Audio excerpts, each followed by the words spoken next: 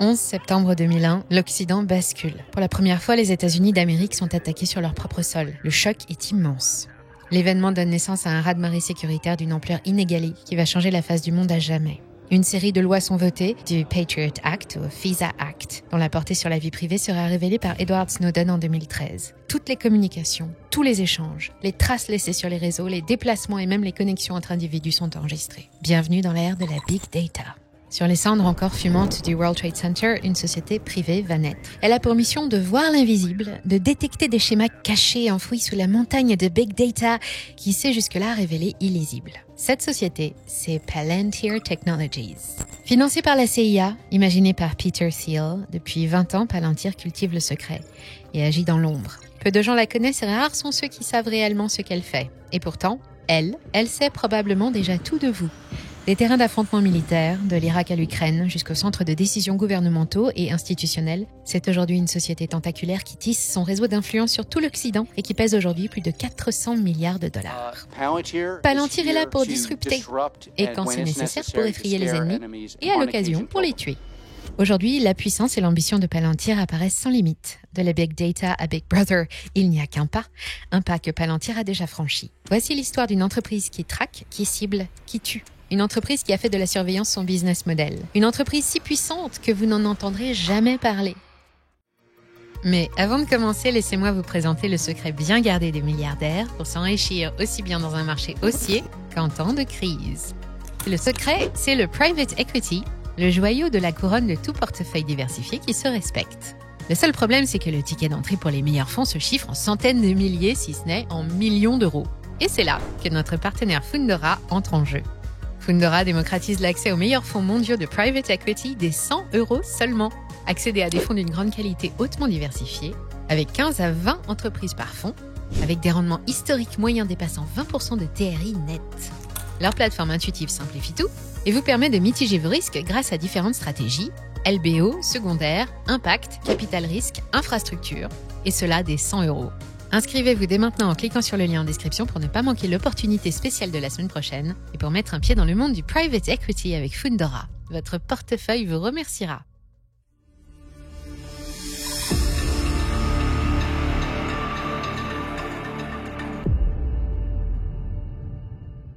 Comment construire une entreprise de zéro à partir d'une idée neuve et réussir à l'imposer jusqu'au monopole ?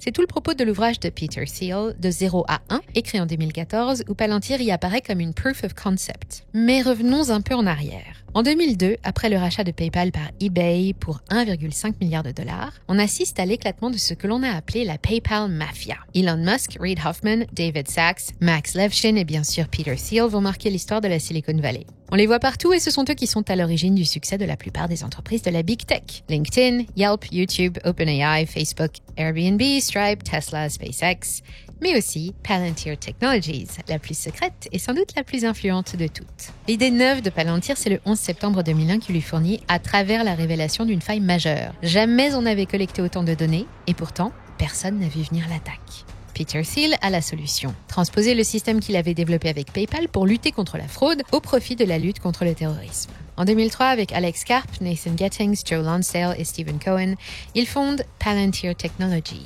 Un nom directement tiré du Seigneur des Anneaux, de John Ronald Reuel Tolkien. Le Palantir, la pierre de vision, est un objet magique à partir duquel on peut voir à travers le temps et l'espace. Avec une nuance cependant, cette vision peut être modelée selon la volonté et l'intention de l'observateur. J'y reviendrai. À sa création, la société est financée à hauteur de 30 millions de dollars par le Founders Fund de Peter Thiel, auquel viennent s'ajouter 2 millions de dollars de In-Q-Tel, la branche capital risque de la CIA. Le cadre est posé, Palantir sera le bras armé numérique au service de la sécurité nationale. Un rapprochement inédit entre tech privée et exécutif de l'ombre, un composé d'ingénieurs made in Silicon Valley, d'anciens militaires et d'analystes du renseignement. Et à sa tête, 2 hommes atypiques que presque tout oppose. Alex Karp, le PDG, et Peter Thiel, le visionnaire. Tous deux ont étudié la philosophie, tous deux sont passés par l'université de Stanford et tous deux ont des liens forts avec l'Allemagne. Thiel y est né, Karp y a fait ses études. Et c'est à peu près tout. On pourrait même parler d'un duo contre nature de type Karp et Lapin, d'une alliance chaotique entre l'école de Francfort et l'école autrichienne. L'un est un libertarien technologique et prône la primauté de l'individu sur l'institution publique. C'est Peter Thiel, alors que l'autre s'est toujours revendiqué social-démocrate progressiste, formé à la pensée néo-marxiste, Alex Karp. 10 ans après sa création, Palantir Technologies comptait parmi ses clients le FBI, la CIA, la NSA, les Marines et l'US Air Force. Aujourd'hui, on est face à une société redoutablement puissante, devenue le symbole du capitalisme de surveillance et valorisée à plus de 400 milliards. Face à un tel succès, on se pose des questions, à commencer par celle-ci tout simplement. Mais que fait Palantir concrètement? Pas si simple. Palantir serait un exploitant de données disposant d'une base centralisée géante. C'est un peu vague. Même ses anciens employés ont souvent du mal à expliquer clairement ce qui se passe réellement dans cette société. Officiellement, Palantir se définit comme un fournisseur de plateformes logicielles qui intègre, gère et analyse des données. Et au cœur de sa stratégie commerciale se trouvent deux produits phares nommés Gotham et Foundry. Gotham, c'est la plateforme historique, celle dont la CIA fut le premier client en 2009. Cet outil est actuellement considéré comme incontournable dans les domaines de la défense, du renseignement et des forces de police. Un service qui s'est intégré des masses de données hétérogènes, non structurées et souvent incompatibles, textes, chiffres, géolocalisation, vidéos, capteurs, images satellites, dossiers de toute nature. Gotham les agrège, les analyse et permet aux utilisateurs d'obtenir des visualisations stratégiques pour les aider à prendre des décisions. Au moment de sa sortie, c'est une prouesse technologique. À partir de 2010, Gotham est utilisé massivement par l'armée américaine en situation de guerre, en Irak et en Afghanistan. L'autre produit phare, c'est Foundry, outil d'analyse lui aussi, mais qui s'adresse au secteur privé et industriel. Parmi ses utilisateurs, on a des sociétés comme Airbus, British Petroleum, Ferrari, Sanofi, ou encore des institutions comme la Morgan Stanley ou la NHS, le système public de santé du Royaume-Uni. Et depuis 2023, toutes les plateformes de Palantir intègrent AIP, Artificial Intelligence Platform, la surcouche d'intelligence artificielle maison. Un triptyque d'outils qui ont la vocation de changer le monde, surtout dans un contexte de tensions internationales profondes. Car comme le dit justement Alex Karp, Palantir est une entreprise construite pour les temps difficiles. C'est donc naturellement en pleine guerre d'Irak et d'Afghanistan que Gotham commence à faire ses preuves. L'état-major américain est conquis, Gotham est qualifié d'ultra-performant pour identifier les réseaux d'insurgés responsables de la pose de bombes artisanales, pour cartographier les mouvements ennemis, ou encore pour planifier les opérations en terrain hostile. Aucun doute, Gotham a sauvé des vies à ce moment-là, et s'est aussi forgé une réputation légendaire. On était loin encore d'appeler les produits de Palantir des killware, des logiciels qui tuent. Au contraire, cette appellation radicalement accusatoire n'apparaît que bien plus tard, dans le cadre de l'affrontement entre Israël et Palestine. En 2024, Palantir s'est mise au service de l'IDF, Israel Defense Forces, les forces de défense israéliennes, pour générer entre autres des profils de cibles qualifiés de à haute probabilité, ce qu'on appelle en langage militaire une kill chain. Un ancien officier de renseignement de l'IDF a affirmé que ce système permettait aux analystes d'identifier jusqu'à 100 nouvelles cibles par jour. Faire peur aux ennemis et occasionnellement les tuer, disait Alex Karp. Un engagement qui fait réagir. On a vu des dizaines d'employés de Palantir quitter le navire et des partenaires se désengager, comme par exemple le gestionnaire d'actifs norvégien Storebrand. Mais Alex Karp s'en moque ouvertement. Il revendique sa position et maintient son soutien sans faille à Israël. C'est la leçon majeure qu'il faut retenir pour comprendre Palantir. Le moteur principal n'est pas l'argent, c'est plus un idéal, une mission, défendre l'Occident avant tout. Même positionnement en Ukraine où, dès juin 2022, Alex Karp se rend à Kiev pour proposer ses services à Volodymyr Zelensky pour, entre autres, cibler les blindés russes sur le front et gérer l'afflux de réfugiés. Le journal The Times parle alors d'un laboratoire de guerre augmenté par l'IA pour Palantir. Vous voyez, des histoires comme celle de Palantir, on n'en parle pas assez dans les médias traditionnels. Pourtant, ce sont ces entreprises qui dessinent le monde de demain. Et c'est exactement pour ça qu'on a créé notre newsletter gratuite. Tous les mardis, on vous envoie un récap complet des marchés, l'analyse d'une entreprise à fort potentiel et un décryptage de fond sur les grandes tendances qui impactent vos investissements. Pour ne rien manquer et garder une longueur d'avance, rejoignez nos 45 000 abonnés, c'est gratuit et le lien est en description. Derrière les algorithmes, la boîte noire, le secret, il y a effectivement ce moteur idéologique qui détermine toutes les positions stratégiques et qui incarne la volonté de pouvoir de cette entreprise pas comme les autres. J'avais oublié de le mentionner, mais au-delà de toutes leurs différences, Peter Thiel et Alex Karp sont avant tout des techno-nationalistes. L'influence politique de Thiel et le pragmatisme opérationnel de Karp en font un duo particulièrement efficace pour naviguer et s'établir dans les hautes sphères de pouvoir à Washington. En 2016, Peter Thiel était le seul acteur majeur de la Silicon Valley à prendre ouvertement le parti du candidat Donald Trump. Un pari gagnant et un tournant majeur pour Palantir. Le 14 décembre de cette même année, on le voit main dans la main avec Donald Trump, président élu, aux côtés de Tim Cook, Elon Musk et d'un panel restreint de leaders de la Silicon Valley.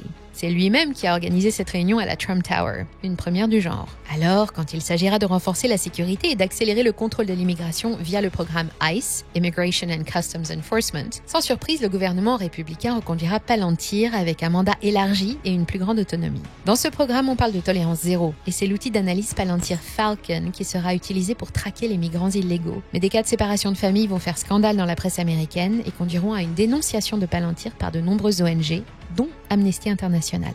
Un stigmate profondément ancré à son nom. 2018, l'US Army a choisi Palantir pour remplacer leur programme vieillissant. L'accord aboutira en 2023 à un contrat de 463 millions de dollars, puis en 2025 à un engagement pluriannuel de 10 milliards de dollars sur 10 ans.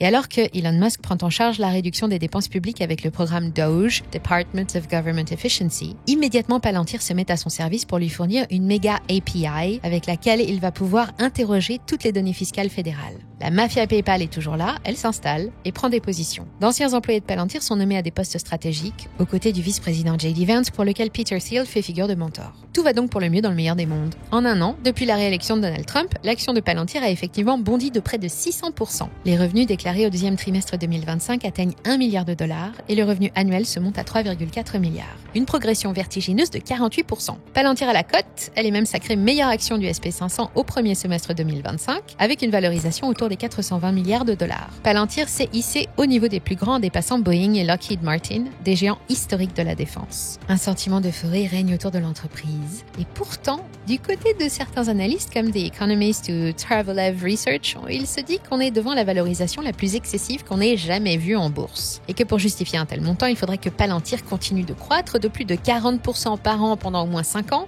sans qu'il n'y ait aucun accroc. Pas de nouvelle concurrence, pas de récession et surtout aucun scandale majeur. Autant dire que la pression est énorme. C'est quasiment intenable. Surtout que des scandales, l'histoire de Palantir en est remplie. Entre 2012 et 2018, Palantir s'est mis au service de la police de la Nouvelle-Orléans pour une expérience dite de police prédictive. En recoupant des données sur des années, Gotham calculait des indices de proximité criminelle, donnant une note de risque potentiel à des individus afin de les surveiller. Toute l'opération était secrète. C'est le média The Verge qui dévoile le programme en mettant en lumière des atteintes aux droits fondamentaux. Pas de mandat, pas de consentement, pas de transparence, une population surveillée sur la simple base des conclusions des algorithmes de Palantir.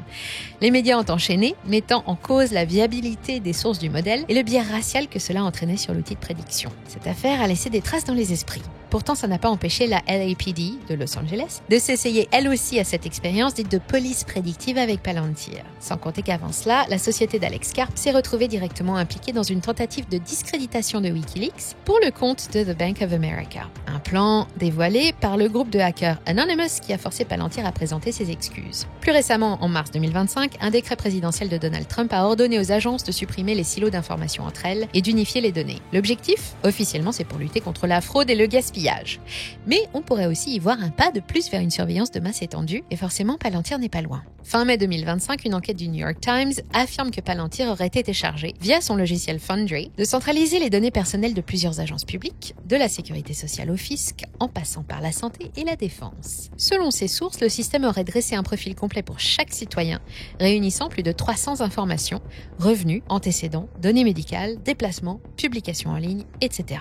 Un véritable cauchemar de surveillance digne d'une dystopie selon des sénateurs démocrates. Évidemment, Palantir a réfuté point par point ces accusations de profilage de masse. Alors, qui croire? Si vous pensiez être à l'abri, sachez tout de même que la France est le 3e plus grand marché de Palantir derrière les États-Unis et le Royaume-Uni, et que depuis 2016, la DGSI travaille avec Gotham sur le secteur de la cybersécurité. Quoi qu'il en soit, le constat est clair, Palantir dispose des moyens de ses ambitions, une implantation solide dans les arcanes du pouvoir, un positionnement bicéphale qui lui permet d'envisager sereinement tout retournement politique, et une avance technologique qui conforte sa domination. Pourtant, ce géant mystérieux a quelques failles. Sa dépendance à l'État américain, sa réputation sulfureuse et la fragilité de cette valorisation démesurée. Mais surtout, Palantir fait peur. L'entreprise sent le soufre et la guerre. 24 ans après le 11 septembre, le monde a basculé. Et Palantir incarne cette bascule mieux que n'importe quelle autre entreprise. Une société tech qui ne joue pas avec les mêmes règles et qui n'a pas les mêmes objectifs. Il ne cherche pas à gagner, il cherche à dominer. Dominer la data, donc dominer le monde.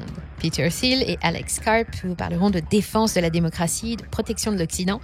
Mais dans les faits, les outils de Palantir ouvrent la porte à une surveillance totale, sans précédent et sans limite. Ce qui est certain, c'est que Palantir est en guerre. Et dans cette guerre, vous êtes une donnée, un profil, un score de risque. Alors voilà la vraie question. Quand leurs algorithmes décideront qui est dangereux, qui est suspect, qui mérite d'être surveillé, arrêté ou éliminé, de quel côté de la ligne serez-vous? Parce que cette ligne, elle existe déjà et elle se dessine en ce moment même, quelque part dans les serveurs de Palantir. Si cette vidéo sur Palantir vous a interpellé, n'hésitez pas à aimer la vidéo, ça aide vraiment l'algorithme à la pousser. Profitez-en pour vous abonner si ce n'est pas déjà fait. Mais avant de partir, n'oubliez pas de tester Fundora, investir des 100 € dans les meilleurs fonds mondiaux de private equity. Cliquez sur le lien en description pour vous inscrire dès aujourd'hui. Et pour ma part, je vous dis à très bientôt sur Money Radar.